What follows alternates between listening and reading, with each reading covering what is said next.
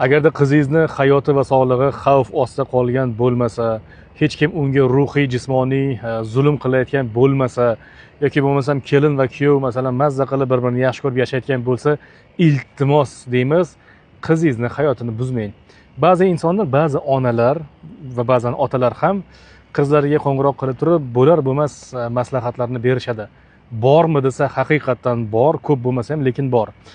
Qaynonangning xizmatini qilishga majburmassan, o'zingni kasalga solib turib yotib olgin, turmagin, eringni hamma aytganlarini qilavermagin deydigan onalar bor ekanda, afsuski. Undan ham yomon aytaymi? Qizi homilador bo'lib turib, hali ajrashga ulgurmagan qizlarga kuyovlikka yangi nomzodlarni ko'rsatayotgan onalar bor ekanda. Qizim, qara, mana shu bo'ladimi? Ajrashmagan va hatto qornida bolasi bor. O'ziga hech qachon hech kim qilib bermagan haligi narsalarni kuyovidan talab qiladiganlar bor ekanda. Qizimga uni olib berasan, buni olib berasan, u yoqqa olib borasan va hokazo.